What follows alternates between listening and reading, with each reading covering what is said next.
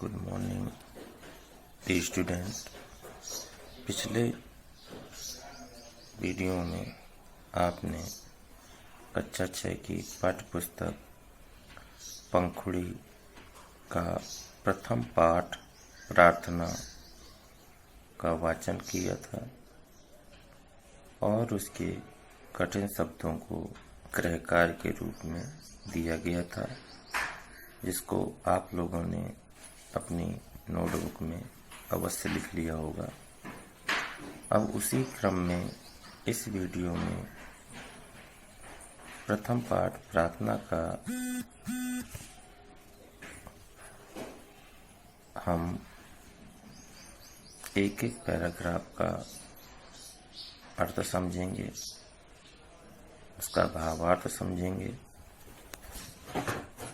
तो आइए सबसे पहले हम प्रार्थना गीत जो गुलजार साहब ने लिखा है उसकी प्रथम 4 पंक्तियों को पढ़ते हैं। पढ़ने के उपरांत उन 4 पंक्तियों का भावार्थ समझेंगे। गुलजार साहब जो फिल्मों में गीत लिखते थे, कवि हैं, उनके द्वारा प्रस्तुत कविता लिखी गई है, जिसमें उन्होंने बताया है कि कोई भी कार्य को शुरू करने के पहले हम अपने आराध्यों को मन से याद करते हैं, जिससे उस काम को करने के लिए हमारे मार्ग में कोई बाधा न उत्पन्न हो। अतः प्रस्तुत गीत में ईश्वर से प्रार्थना की गई है कि हमको मन की शक्ति देना, मन विजय करे। हमको मन की शक्ति देना, मन विजय करे। दूसरों की जय से पहले खुद को जय करे। दूसरों की जय से पहले खुद को जय करे। तो प्रस्तुत पंक्तियों में हम ईश्वर से कामना करते हैं, ईश्वर को मन से मानकर श्रद्धा से प्रार्थना करते हैं कि हे ईश्वर, हमको मन की शक्ति देना। मन की शक्ति अर्थात मन की शक्ति एक ऐसी शक्ति है जो सभी अस्त्र शस्त्रों से बढ़कर होती है। हम अपनी मन की शक्ति को दृढ़ प्रतिज्ञ कर लें तो हर काम हम सरलता से कर सकते हैं, क्योंकि मन की शक्ति एक ऐसी शक्ति है कि जिस चीज को पाने के लिए अगर हम दृढ़ प्रतिज्ञ हो गए तो हम उस लक्ष्य को प्राप्त करने के लिए, उस लक्ष्य के लिए कार्य करते हैं। और लक्ष्य को पाने में अनेक मुसीबतें आती हैं, बाधाएं उत्पन्न होती हैं, लेकिन इच्छा शक्ति अगर कमज़ोर है तो हम वह कार्य बीच में ही छोड़ देते हैं। लेकिन अगर इच्छा शक्ति हमारी प्रबल है तो हम कार्य को बीच में छोड़कर नहीं भागते हैं और उस कार्य को हम अवश्य, उस लक्ष्य को अवश्य प्राप्त करने की चेष्टा करते हैं। तो इन पंक्तियों में यही कहा गया है कि हमको मन की शक्ति देना, मन विजय करें।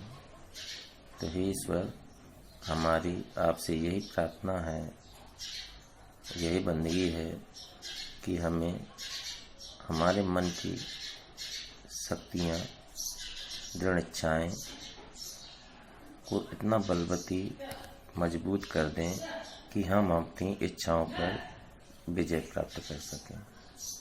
इच्छाएं हम पर हावी न हो, इच्छाओं में हम बह न जाएं, उन इच्छाओं का हम विजय प्राप्त करें। दूसरों की जय से पहले खुद को जय करें और ऐसा ना हो कि इच्छाएं हमसे जीत जाएं, हम इच्छाओं के ऊपर विजयश्री प्राप्त कर लें। अर्थात इच्छाएं अगर बलवती हो गईं तो हम इच्छाओं के बहकावे में आके अपने निर्धारित लक्ष्य से दूर जा सकते हैं। उन लक्ष्यों को प्राप्त करने के लिए सर्वप्रथम हम अपनी इच्छाओं का दमन करें और निरंतर जिस प्रकार अर्जुन ने एक चिड़िया को आँख को अपना निशाना बनाया था, उसी प्रकार हमारे द्वारा निर्धारित लक्ष्य को हम चिड़िया की आँख समझकर उस पर ही आगे बढ़ें। अन्य बीच में आने वाली बाधाओं से न मुँह मोड़ें और उन पर विजय करते हुए अपने लक्ष्य की ओर बढ़ें। और जितनी भी अन्य इच्छाएं हैं उन सब का दमन करते हुए अपने लक्ष्य को निर्धारित करें। भेदभाव अपने मन से साफ कर सकें, भेदभाव अपने मन से साफ कर सकें, दोस्तों से भूल हो तो माफ़ कर सकें। इधर पे प्रस्तुत पंक्तियों में भेदभाव का अर्थ है अंतर, अपने मन से साफ कर सकें। तो ईश्वर ने इस संसार में सभी को एक जैसा बनाया है, सभी मनुष्य एक जैसे हैं, तो हम उनके अंदर भेदभाव क्यों करें? जब ईश्वर प्रदत्त सभी चीज़ें, ईश्वर के बनाई गई चीज़ें सब एक हैं, तो हम उनमें से भेदभाव ना करें। कौन अमीर है, कौन गरीब है, कौन उच्च कुल का है, कौन निम्न कुल का है, कौन ब्राह्मण है तो कौन शूद्र है, इस तरह के भाव अपने मन में कतई न लाएं। इसी अंतर को दूर करने के लिए आप लोग देखते होंगे, सुने होंगे, कबीरदास जी, रहीमदास जी आदि अनेक जो महान विभूतियाँ हुई हैं, उन्होंने अपने श्लोकों के द्वारा, दोहों के द्वारा इस समाज में छुआछूत कुरीतियों को दूर करने का, आडंबरों को दूर करने का प्रयास किया है। तो जब मनुष्य ईश्वर के द्वारा बनाया गया एक ऐसा निर्माण है जिसमें सभी एक समान है, तो हम अपने मन में उनके प्रति क्यों भेदभाव उत्पन्न करें? वो सब एक जैसे हैं तो हम भी उनको एक जैसे ही माने। भेदभाव अपने मन से साफ कर सके, अतः हमें मनुष्यों में कोई भेदभाव नहीं समझना चाहिए। अपने मन को मन से सभी को एक जैसा ही समझना चाहिए। अतः हमें अपने मन में मनुष्यों के प्रति किसी प्रकार का भेदभाव नहीं रखना चाहिए। मनुष्य ईश्वर की बनाई हुई शक्ति है और उनमें किसी प्रकार का कोई भेदभाव नहीं। ये हमें अपने मन में रखना चाहिए। दोस्तों से भूल हो तो माफ़ कर सकें, और जो अपने मित्र हैं, परिवारगण हैं, उनसे अगर कोई जाने अनजाने में गलतियां हो जाती हैं तो हे ईश्वर हमें ऐसी शक्ति दें ताकि हम उन ताकि हम उन पर कोई प्रतिक्रिया ना कर सकें और ऐसी कोई हमारे द्वारा गलती ना हो कि उनका दिल दुखे। अतः हे ईश्वर, हे परमात्मा, हम आपसे यही प्रार्थना करते हैं कि जो भी हमारे मित्रगण शुभ चिंतक हैं, उनसे जो भी भूल हो, गलती हो, उनको हमें माफ़ करने, क्षमा करने की शक्ति प्रदान करें। तो ये प्रथम 4 पंक्तियों का अर्थ हुआ। आपने प्रथम 4 पंक्तियों का भावार्थ समझा। अब आपका कार्य है कि प्रस्तुत 4 पंक्तियों को आप सबसे प्रथम संकेत लिखें। संकेत लिखने में हमको dash dash dash dash dash माफ़ कर सकें। फिर इसके बाद संदर्भ आता है। तो संदर्भ, जैसा कि आप पिछली क्लासों में पढ़ते रहे हैं कि प्रस्तुत पद्यांश हमारी पाठ्य पुस्तक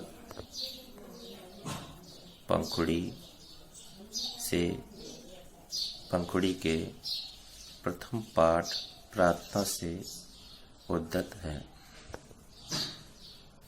प्रस्तुत गीत को गुलजार जी ने लिखा है। ये हमारा संदर्भ हुआ और इसके बाद प्रसंग में वह चीज़ आती हैं जैसे कि इन पंक्तियों में कवि क्या कहना चाह रहे हैं, कवि का इन पंक्तियों से क्या आशय है। इसके उपरांत भावार्थ, और भावार्थ में उन 4 पंक्तियों में कवि ने क्या कहा है, उन 4 पंक्तियों का क्या भावार्थ है, भाव है, ये लिखना है। अतः सभी विद्यार्थियों से अपेक्षा है कि प्रस्तुत 4 पंक्तियों को संदर्भ सहित व्याख्या के रूप में अपनी कॉपी पे लिखने का प्रयास करें। उसके उपरांत आगे आने वाली 4 पंक्तियों को लिखना है, फिर शेष अंश लिखना है। इस प्रकार हमारे पास पूरे पाठ की व्याख्या संदर्भ सहित हो जाएगी, जिससे कविता का भावार्थ समझने में सरलता प्रदान होगी। आइए अब आगे आने वाली पंक्तियों को वाचन करें और उनका भावार्थ समझें। झूठ से बचे रहें, सच का दम भरें। दूसरों की जय से पहले खुद को जय करें। दूसरों की जय से पहले खुद को जय करें। मुश्किलें पड़े हम पर तो इतना कर्म कर, साथ दें हम धर्म का, चलें तो धर्म का। खुद पे हौसला रखें, बदी से हम डरें। खुद पे हौसला रखें, बदी से हम डरें। दूसरों की जय से पहले खुद को जय करें। तो प्रस्तुत पंक्तियाँ झूठ से बचे रहें, सच का दम भरें।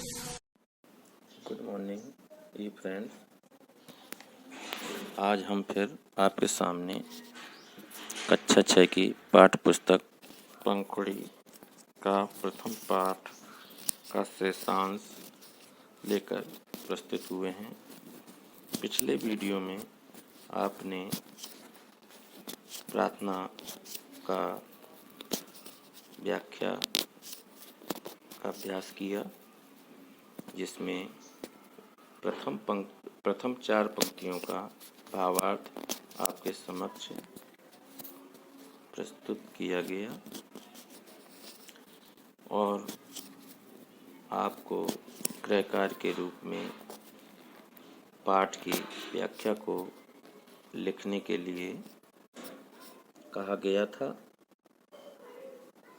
आशा है आप सबने गृह कार्य अवश्य पूर्ण किया होगा और उसी श्रृंखला में आज के वीडियो में हम उन 4 पंक्तियों के बाद की पंक्तियों को पढ़ेंगे और उसका भावार्थ समझेंगे। और जैसा कि पिछले वाले वीडियो में आपसे कहा गया था कि प्रस्तुत पंक्तियों का संदर्भ सहित व्याख्या लिखनी है, ऐसे ही इन शेष पंक्तियों की भी संदर्भ सहित व्याख्या आपको अपनी कॉपी पर लिखना है।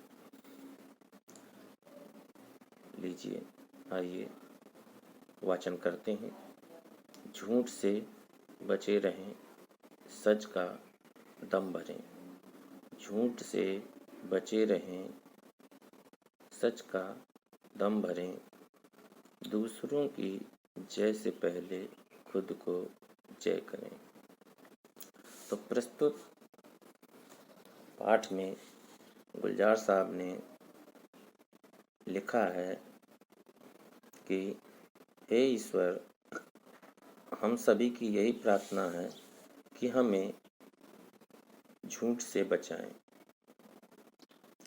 झूठ, मिथ्या, इसका समानार्थी शब्द। तो ईश्वर से कामना की गई है कि हमें किसी ऐसे कार्य में हमें झूठ मत बोलना पड़े, ऐसी शक्ति हमें प्रदान करें। हम हमेशा सत्यमेव जयते का पालन करें, अर्थात सत्य के रास्ते पर ही चलें। सत्य की हमेशा विजय होती है।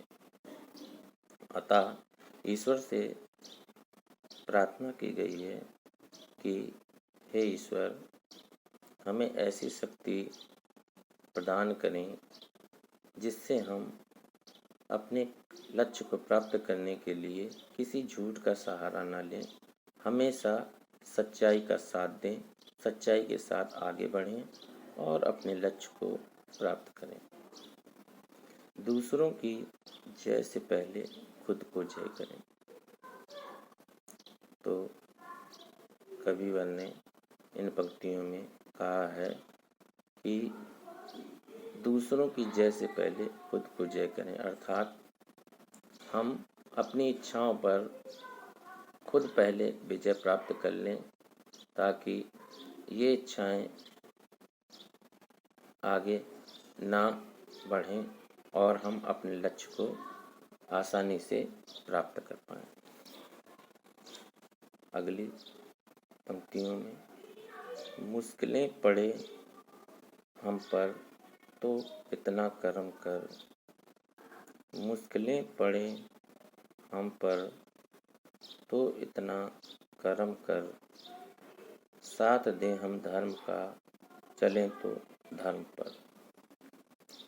तो इन पंक्तियों का भावार्थ है, मुश्किलें पड़े हम पर तो इतना करम कर। तो हे ईश्वर, हम आपसे प्रार्थना करते हैं कि हमारे निर्धारित लक्ष्य पर जो भी मार्ग में बाधाएं, मुसीबतें उत्पन्न होती हैं, हम उन मुसीबतों को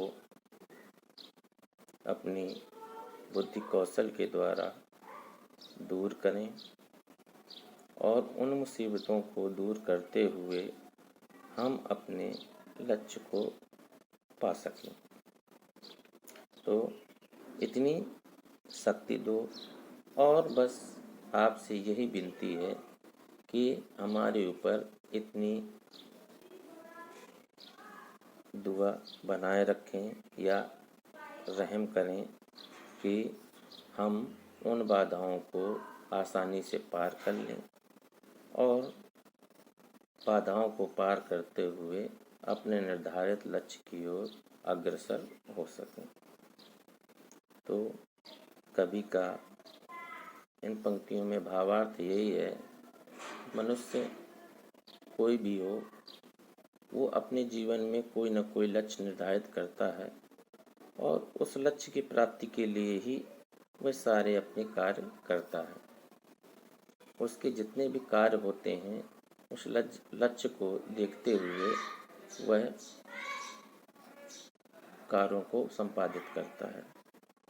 तो अब उस लक्ष्य की प्राप्ति के लिए ही प्रार्थना की गई है कि उस लक्ष्य को जो निर्धारित किया गया है उस पे चलते वक्त जो भी मुसीबतें आती हैं उन मुसीबतों को दूर करें और हमें इतनी शक्ति प्रदान करें ताकि हम उनसे आसानी से उनको दूर कर सकें।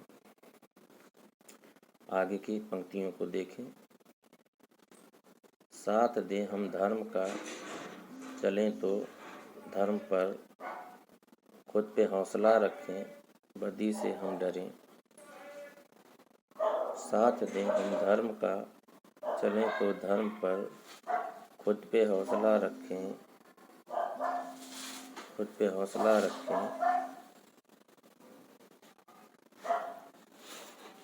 बदी से हम डरें। दूसरों की जय से पहले खुद को जय करें। दूसरों की जय से पहले खुद को जय करें। हमको मन की शक्ति देना, मन विजय करें। तो अभी आपने जो 4 लाइनों की पंक्तियाँ सुनी उनका भावार्थ समझा। तो पिछले वीडियो में जैसा कहा गया था कि संदर्भ सहित व्याख्या करनी है इन पंक्तियों की, तो आपको बताया था संकेत लिखना है सबसे पहले, संकेत के बाद संदर्भ और उसके उपरांत प्रसंग, फिर आपके अंत में व्याख्या की जाएगी। तो संदर्भ जैसा कि पिछले वीडियो में बताया गया था और आप चाहें तो लिख सकते हैं। प्रस्तुत पद्यांश हमारी पाठ्य पुस्तक पंखुड़ी के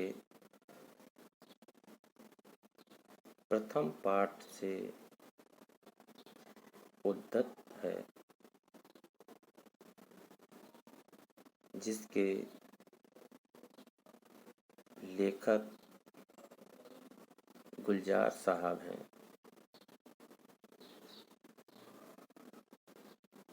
ये आपका संदर्भ हुआ। इसके बाद प्रसंग। तो प्रसंग में प्रस्तुत पंक्तियों में कवि ने हमें बताया है कि हम झूठ मिथ्या चीज़ों से बचें, उन ईश्वर की कृपा हमारे ऊपर बनी रहे, मुश्किलों का सामना डटकर करें, उनसे विचलित ना हों और हम उन पर विजय श्री प्राप्त कर अपने लक्ष्य को प्राप्त करें। ऐसा कवि ने इन पंक्तियों में बताया है। इसके उपरांत भावार्थ डालकर भावार्थ लिखें। भावार्थ अभी आपने समझा। हमने एक एक पंक्ति का जो मूल भाव है वो बताया और आशा करते हैं कि आपको भी अच्छी तरीके से समझ में आया होगा। आगे की पंक्तियों को देखें। साथ दें हम धर्म का, चलें तो धर्म पर। साथ दे हम धर्म का, चलें तो धर्म पर, खुद पे हौसला रखें, बदी से हम डरें। साथ दे हम धर्म का, चलें तो धर्म पर, खुद पे हौसला रखें, बदी से हम डरें। तो प्रस्तुत पंक्तियों में कहा गया है कि हे ईश्वर, हमें ऐसी शक्ति प्रदान करें कि हम अपने कर्तव्य पथ पर से कभी विचलित ना हों। हम हमेशा उचित बातों का, उचित मार्ग का ही अनुसरण करें, कभी अधर्म आदि के रास्ते पर ना चलें। चलें तो धर्म पर, अर्थात हमें हमेशा उचित मार्ग को ही चुनना चाहिए। कभी किसी के ऊपर हमें ऐसी कोई बात नहीं कहनी चाहिए जिससे उसका अहित हो। दूसरों के लिए हमें परोपकार करना चाहिए। दूसरों की सहायता करने के लिए हमेशा तत्पर रहना चाहिए। नैतिकता का अनुसरण करना चाहिए। ये सब धर्म है।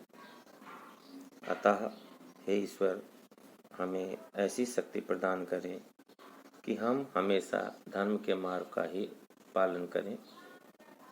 कोई हमारे अंदर बुराई ना हो। अतः आपसे विनती है कि हमारे अंदर की सारी बुराइयों को दूर करें और हमें ऐसी शक्ति प्रदान करें कि हम हमेशा धर्मोचित कार्य ही करें, जिससे सभी का कल्याण हो, किसी का अहित ना हो। खुद पे हौसला रखें, बदी से हम डरें। और हमें इतनी शक्ति प्रदान करें कि हम अपने अंदर साहस बनाए रखें। कभी हम अपने मार्ग से हटे नहीं, हमेशा मजबूती से अपने मार्ग, अपने लक्ष्य को पाने के लिए डटे रहें।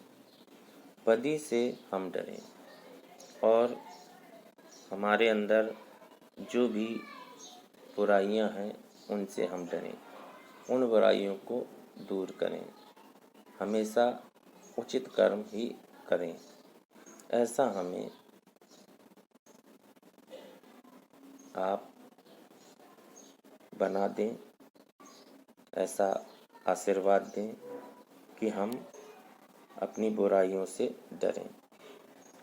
दूसरों की जय से पहले खुद को जय करें और हमें अपनी इच्छाओं को संतुलन करने का आशीर्वाद दें ताकि हम अपनी इच्छाओं में बह ना सकें और अपनी इच्छाओं को जीतने से पहले ही हम अपने मन पर काबू रख सकें। हमको मन की शक्ति देना, मन विजय करे। तो हे ईश्वर, अंतिम पंक्ति में कवि ने कहा है कि हे ईश्वर, हमको मन की शक्ति देना ताकि हम मन विजय कर सकें। तो जैसा कि पहली लाइन में भी बताया गया था कि गुलजार साहब ने ईश्वर से लिखा है प्रार्थना करते वक्त कि हमको ऐसी मन की शक्ति अर्थात दृढ़ इच्छा प्रदान करना ताकि हम अपने मन पर विजय प्राप्त कर सकें, जीत सकें, उसकी इच्छा अनुसार चलें। अतः इन पंक्तियों को आपने अभी सुना और आशा करते हैं कि आप सबको पूरे पाठ का जो भावार्थ हमने बताया अच्छी तरीके से समझ में आया होगा। भावार्थ लिखते समय आप पहले पाठ का अनुसरण करें, पढ़ें फिर उसके उपरांत भावार्थ लिखने की कोशिश करें। पाठ में आए कठिन शब्दों को आपको बताया ही गया है पहले पूर्व वाले वीडियो में, और आप चाहें तो वीडियो को पॉज करके स्क्रीनशॉट ले सकते हैं और स्क्रीनशॉट के उपरांत संदर्भ, प्रसंग, भावार्थ, संकेत आदि ये सब डालकर 4-4 लाइनों के जो भावार्थ हैं वो लिखें। उसके उपरांत अगले वीडियो में आपको शब्दार्थ और अभ्यासकार का कार्य करवाया जाएगा।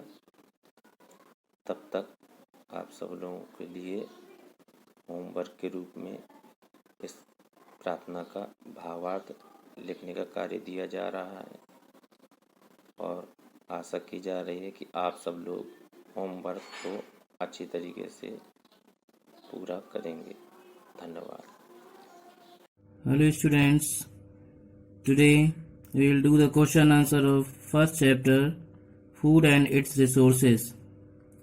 Here's first we do the short question answer. First question is, what is the role of food in our life? You will write it in your notebook, or you can take the screenshot, or you can pause the video and write the question answer. The answer is, food provides us energy, helps the body to grow, replace worn out cells and keep us fit and healthy. Second question is, who are non-vegetarians? Those people who eat plant products as well as animal products are called non-vegetarians. Question number 3. What are ingredients? The materials used to prepare any food item are called ingredients. Next question is question number 4. What are edible parts? We eat vegetables, fruits, pulses and cereals which are obtained from different plant parts. Parts of plants which can be eaten raw or in cooked form are called edible parts. Question number 5. What are dairy products? The answer is, we make many products from milk like butter, cheese, cream, curd and paneer. These products are called dairy products.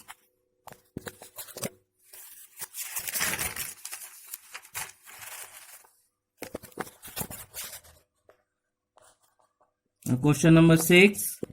What are scavengers? Give examples. The answer is, scavengers mainly consume dead bodies of animals. They help to keep the surroundings clean. Some examples are crows, jackals, hyenas and vultures. Now your short question answer are complete. Now we will do the long question answer. Answer the following questions in detail. These are long answers. Question number 1 is, what are the functions of food? Now answer, first you will write the heading, functions of food. Here are 3 points. Point number 1, it provides energy for various activities of the body. Second, it helps the body to grow and replace worn out cells. Number 3, it protects the body from various diseases and keeps it fit and healthy. Now question number 2, how are plants sources of food? The answer is we eat vegetables, fruits, pulses, and cereals, which are obtained from different plant parts. Plants of Parts of plants which can be eaten raw or in cooked form are called edible parts. Different plants have different edible parts. Now question number 3. How are animal sources of food? The answer is besides milk, animal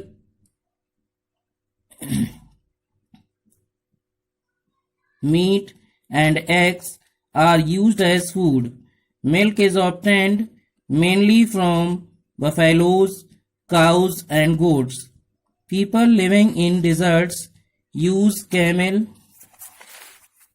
milk, while those living close to the Arctic region use the milk of reindeer. Question number 4. What is the difference between autotrophs and heterotrophs? The answer is autotrophs. First you will write the heading autotrophs. First heading is autotrophs. Living organisms which can make their own food are called autotrophs. All green plants can make their own food by the process of photosynthesis. That is, they can make their food from carbon dioxide and water in the presence of sunlight and chlorophyll. Here this word you can see IE. This is read as that is. Now second heading is heterotrophs. Living organisms which depend on autotrophs for their food directly or indirectly are called heterotrophs. They are also called consumers. Example, animals, human beings, etc.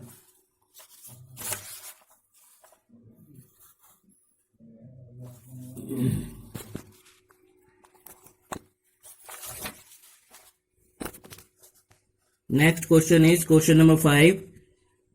Who are carnivorous? Explain their feeding habits. Now the answer is carnivorous eat only other animals. For example, tiger, lion, eagle, owl, frog, snake, and lizard are carnivorous. Lions and tigers have long and sharp teeth and powerful jaws to grasp and tear their prey. In addition, they have sharp teeth towards the back of the mouth used to further rip and shred meat. Carnivorous birds have sharp claws and strongly curved beaks to tear the flesh. Snakes have movable lower jaw to swallow their prey as a whole. Frogs have a long sticky tongue to catch their prey.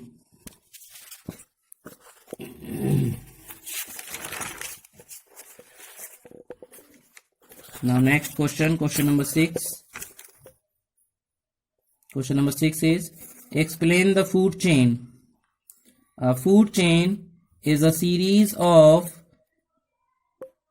living things in a community arranged according to their food relationships. A food chain shows how nutrients transfer from one living thing to another. It also shows how energy moves from one living thing to another. Now these question answer you have to write in your notebooks, and you will learn these question answer, and in the next video some activities were given you. Those activities you have to do as a homework. So we'll meet in the next video and we will see some activities. Friends, today we will see some activities, and those activities you have to do at home as a homework. So before I'll tell you the activities, let's see the chapter in short. Here are some points. All living things, plants, animals, including human beings, need energy to live and grow. Means all the living things, whether it is animal, plants, as well as human beings, means all of us, we need energy. Second is, different people eat different types of food according to their habits, lifestyle, taste and availability. Means some are herbivorous, some are carnivorous, and according to lifestyle is also, and according to taste, the taste of different types of food,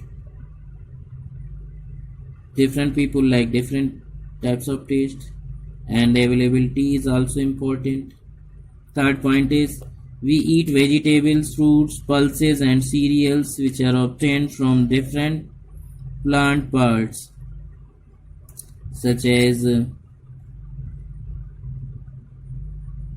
different types of vegetables, fruits we eat, and different types of pulses, cereals. Pulses and cereals are seeds which are obtained from the plant. We make many products from milk like butter, cheese, cream, curd and paneer. All these things are called dairy products. Living organisms which can make their own food are called autotrophs. Living organisms which depend on autotrophs for their food directly or indirectly are called heterotrophs. A food chain is a series of living things in a community arranged according to their food relationship. Now we will see some activities. Here are some questions which you have to do as a homework. First question is, sprouted seeds provide more nourishment than non-sprouted seeds. Give reasons. You have to find the answer from the previous video.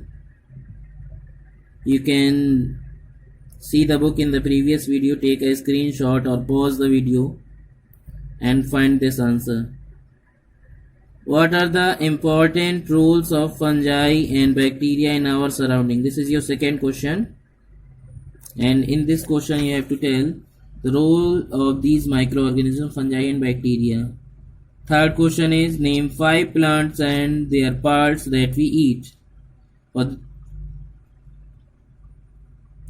And in the answer you will make the table like this as you are looking in the picture.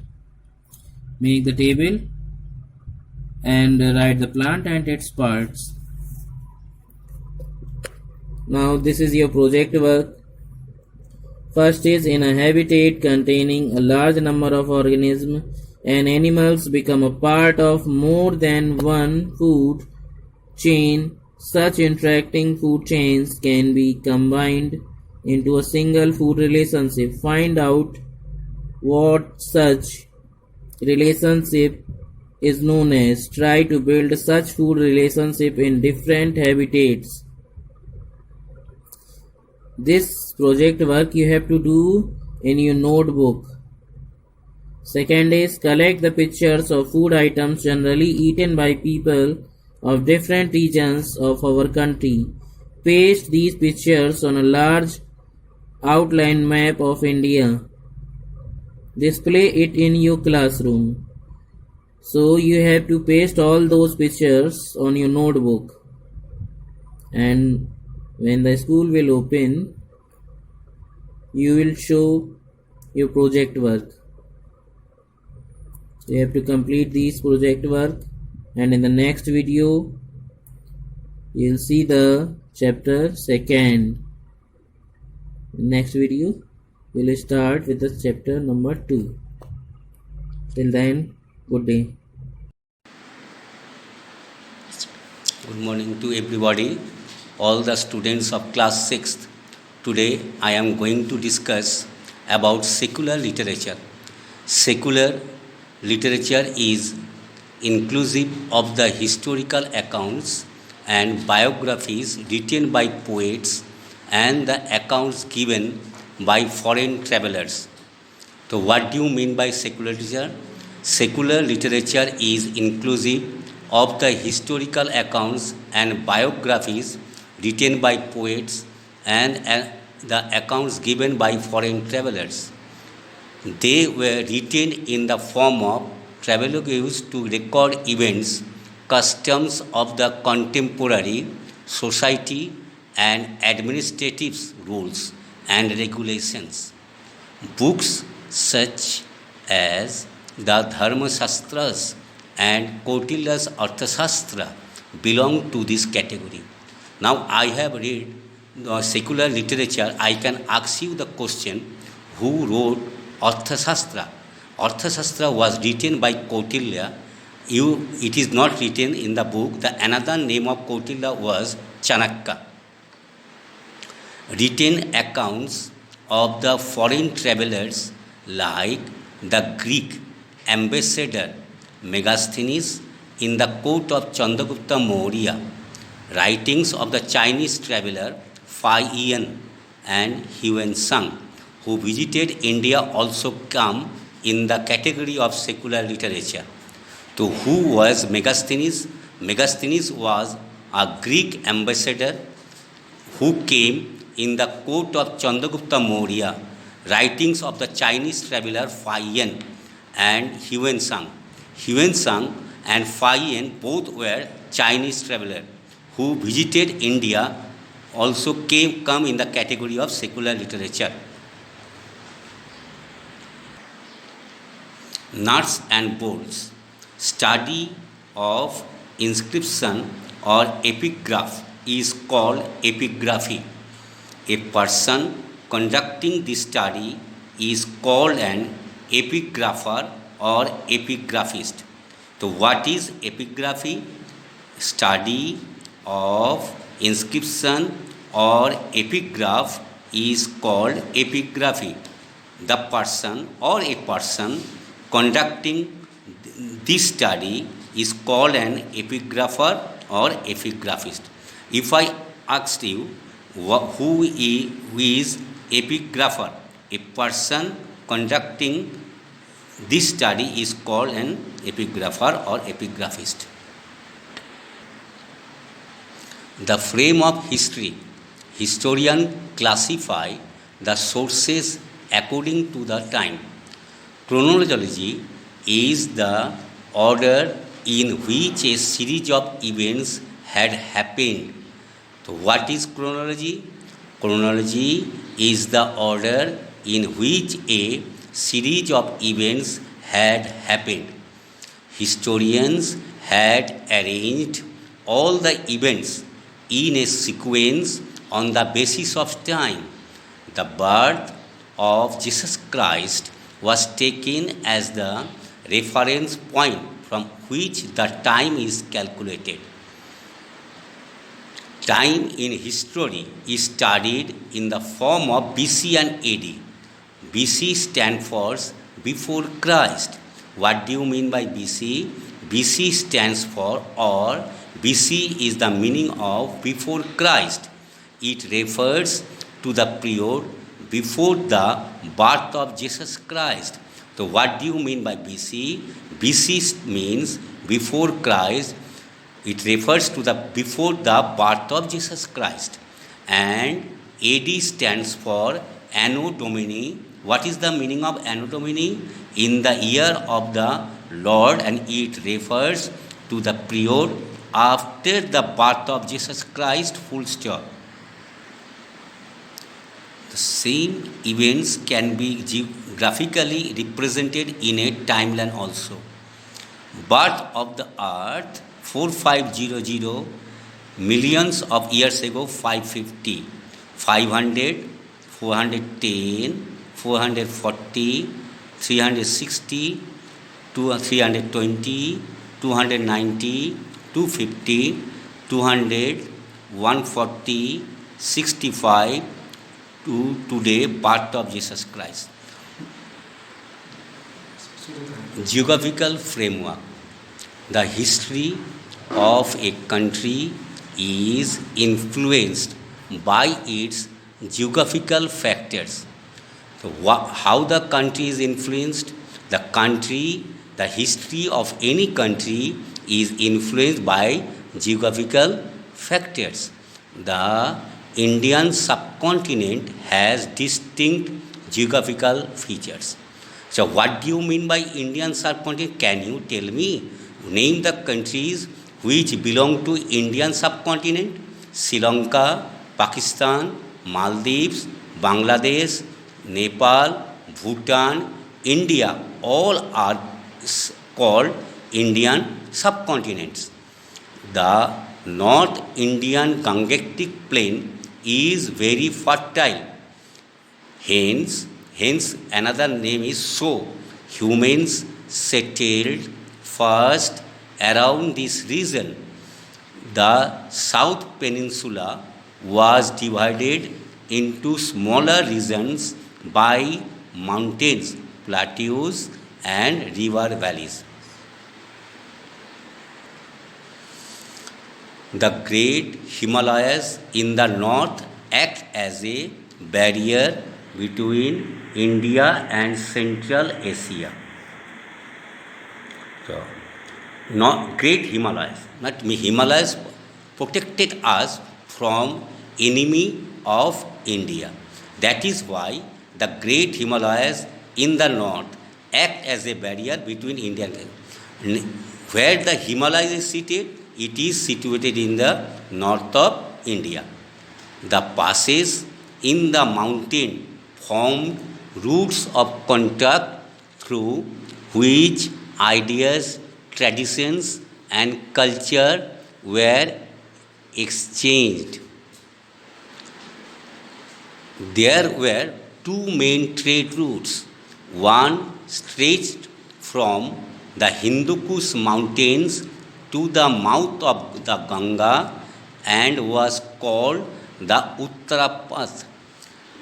The other one was called Dakshin Panth, which stretched from Gujarat in the west to the Patliputra in the east.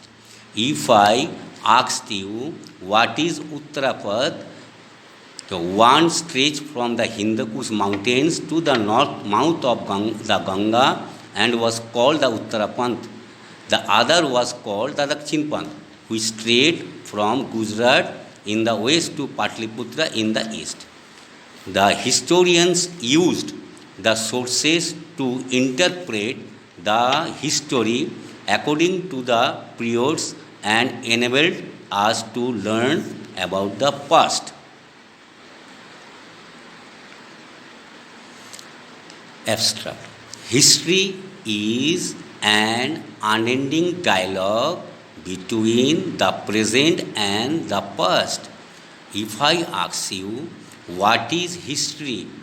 History is an unending dialogue between the present and the past. History is constructed on the basis of different sources. How the history is constructed? History is constructed on the basis of different sources.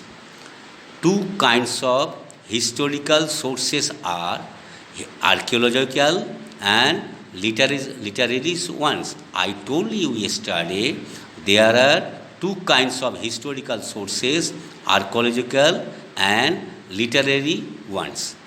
Archaeological sources include fossil remains, tools and implements, artifacts, monuments, coins, and written records like edicts and inscription.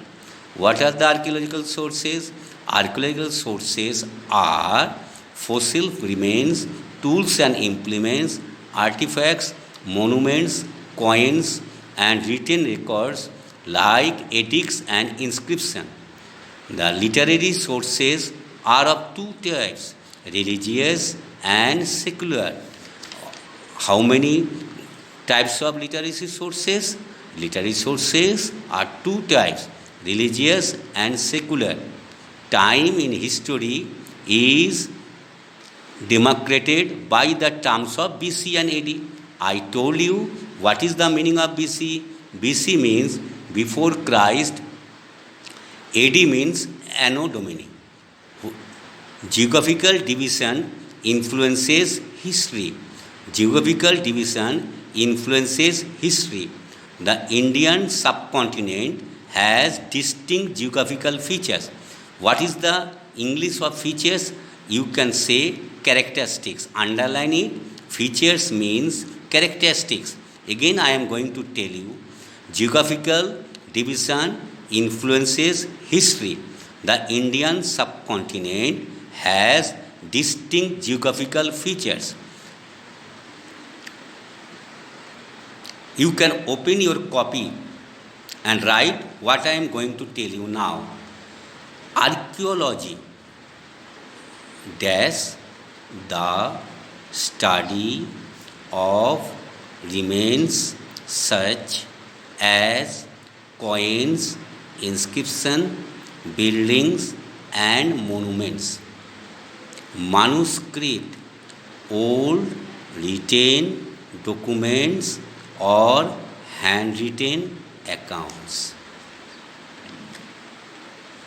Inscription, records engraved on pillars, stone walls and gateways. Chronology, the sequence in which the events of past took place. History dash it is the study of the events that happened in the past.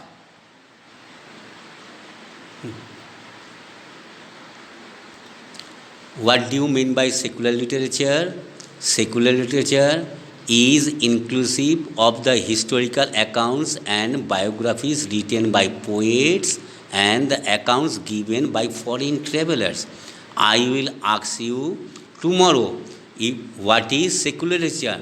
Secular literature. You should learn the definition of secular literature. Now, I can ask you who wrote Arthashastra. It was written by Kautilya. Do you know what is the another name of Kautilya? Chanakya.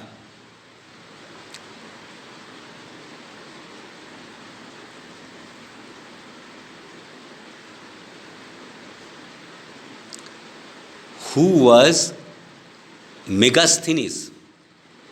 Do you know? Megasthenes was a Greek ambassador who came in the court of Chandragupta Maurya. If I ask you when Megasthenes came, Megasthenes was a Greek ambassador who came in the court of Chandragupta Maurya, who wrote the Chinese traveler Fai Yan and Huanshan. Who was Fai Yan and Huanshan? Both were Chinese traveler who visited India, also come in the category of secular literature. What is epigraphy? Study of inscription or epigraph is called epigraphy. What is epigraphy? Study of inscription or epigraph is called epigraphy. Who is epigrapher of epigraphies? A person conducting the study is called an epigrapher or epigraphist. The frame of history. Historians classify the sources according to the time. Chronology is the order in which a series of events had happened. What is chronology? Chronology is the order in which a series of events had happened. Historians had arranged all the events in a sequence on the basis of time. The birth of Jesus Christ was taken as the reference point from which the time is calculated. Time in history is studied in the form of BC and AD. Earlier I told you what is BC. BC stands for before Christ. It refers to the period before the birth of Jesus Christ. If anybody asks you, what do you mean by BC? You should tell BC means before Christ. It refers to the period before the birth of Jesus Christ. And AD stands for Anno Domini, meaning in the year of the Lord, and it refers to the period after the birth of Jesus Christ. So what is AD? AD means Anno Domini. It means after the birth of Jesus Christ. Now write in your copy what is BC and AD. Right? BC means before Christ and the birth of Jesus Christ. BC means before Christ to the period before the birth of Jesus Christ. AD stands for Anno Domini, after the period after the birth of Jesus Christ. Before the birth of Jesus Christ, it means BC. After the birth of Jesus Christ, it means AD. AD means Anno Domini, BC means before Christ. The same events can be graphically represented in a timeline also. I also told you in earlier.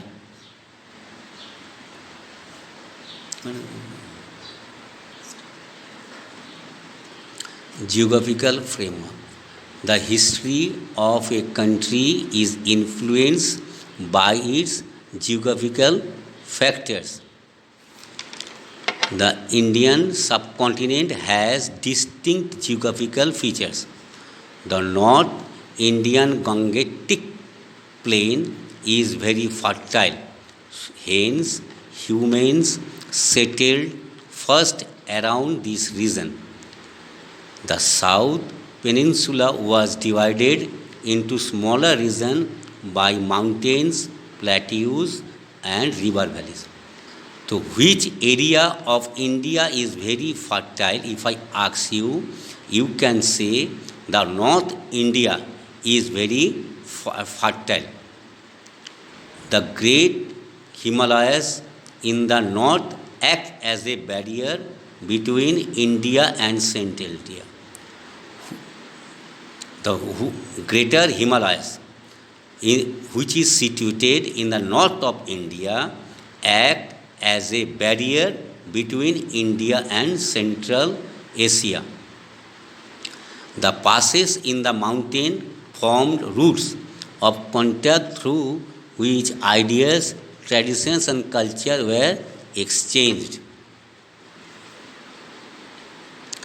There were two main trade routes.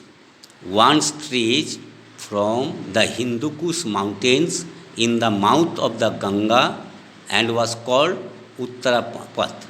The other one was called Dakshinpanth, which stretched from Gujarat in the west to Patliputra in the east. The present name of Patliputra is Patna. It is the capital of Bihar.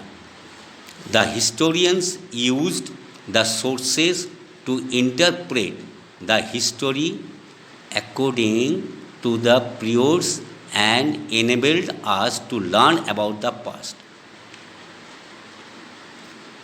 Abstract. History is an unending dialogue between the present and the past. History is constructed on the basis of different sources. As earlier I told you, yesterday I also told you, there are two kinds of historical sources. First, archaeological, and then literary ones.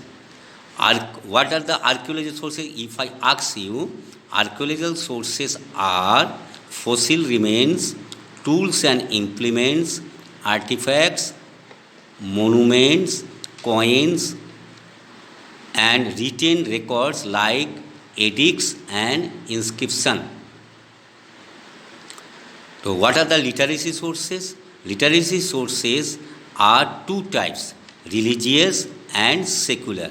How many types of literary sources?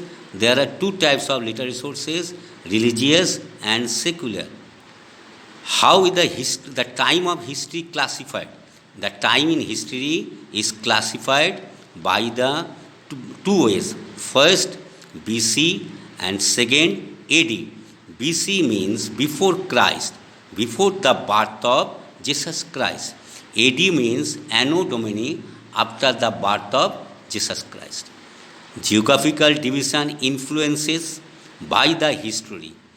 The Indian subcontinent has distinct geographical features.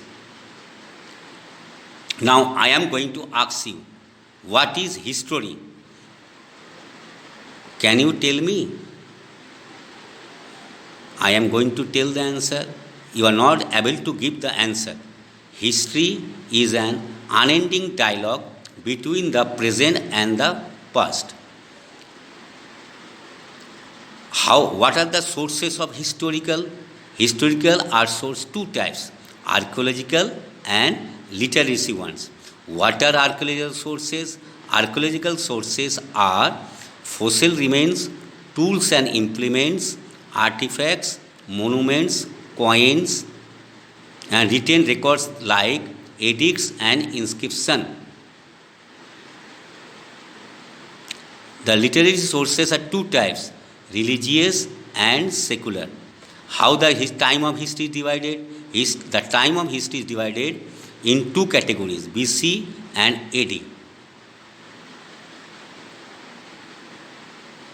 Geographical division influence in history. The Indian subcontinent has distinct geographical features.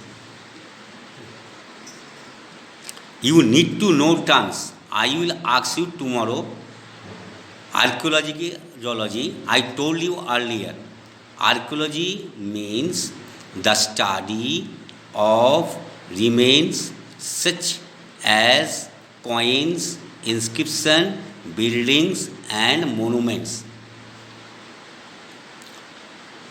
What is manuscript? Manuscript means old written documents or handwritten accounts. What is manuscript? Manuscript means old written documents or handwritten accounts. What is archaeology? Archaeology is the study of remains such as coins, inscription, buildings and monuments. What is inscription? Inscription means records engraved on pillars, stone walls and gateways. What are inscription? Inscription means records engraved on pillars, stone walls and gateways. What is chronology? Chronology is the sequence in which the events of past took place. What is chronology? Again I am going to tell you. Chronology is the sequence in which the events of past took place. What is history? As I already told you, again I am going to tell you. History is the study of the events that happened in the past. Now I am going to ask you, who was Megasthenes? You can write it in your copy. Megasthenes was a Greek ambassador who wrote Arthashastra. Arthashastra was written by Kautilya, and earlier I told you. Who was Megasthenes? Megasthenes was a Greek ambassador who named the two Chinese travelers. Two Chinese travelers were Fai Yan and Huan Shang. What do you mean by epigraphy? Study of inscription or epigraph is called epigraphy. What is epigraphy? Study of inscription or epigraph is called epigraphy. What is epigrapher? Who is epigrapher or epigraphist? A person conducting the study is called an epigrapher or epigraphist. So what do you mean by AD and BC? BC means before Christ, as earlier I told you, before the birth of Jesus Christ. What do you mean by AD? AD means Anno Domini, after the birth of Jesus Christ. I already told you, mentioned here, how the history of a country is influenced. History of a country is influenced by its geographical factors. The Indian subcontinent has distinct geographical features. The Indian subcontinent has different types of geographical character. Some places are very cold, some places are very hot, some places are moderate climate. Do you know what is moderate climate? Moderate climate means neither hot nor cold. Name the countries which are belong to subcontinent. Subcontinent means, Indian subcontinent means, as I already told you, Pakistan, Bangladesh, India, Nepal, Bhutan, Sri Lanka, Maldives. Which side of India is very fertile? The north of India is very fertile because here the soil is very good for cultivation. So why the North Indian plain is very fertile? Because the soil, the climate of North India is suitable for agriculture. The population of North India is more than other side of India. The South Peninsula was divided into smaller regions by mountains, plateaus and rivers. The Great Himalayas is situated in the north of India. What is the importance of Great Himalayas? If I ask you, the Great Himalayas is situated in the north of India and it protects us. It protects us from cold winds and from enemy of India. This is the importance of Great Himalayas. What are Uttarapath and Dakshinapath? One stretched from the Hindu Kush mountains to the mouth of the Ganga and was called the Uttarapath. The other one was called Dakshinapath, which stretched from Gujarat in the west to Patliputra in the east. At present time, Patliputra means Patna. Patna is the capital of Bihar. If I ask you, name the capital of Bihar, the Patna is the capital of Bihar. The historian used the sources to interpret the history according to the periods and enable us to learn about. Tomorrow, I will ask you need to know terms: archaeology, manuscript, inscription, chronology, history. Archaeology, again you can see the answer. Archaeology is the study of remains such as coins, inscription, buildings and monuments. Manuscript is old written documents or handwritten accounts. Inscriptions are records engraved on pillars, stone walls and gateways. Chronology is the sequence in which the events of past took place. History is the study of the events that happened in the past. No, sorry. 29 minutes.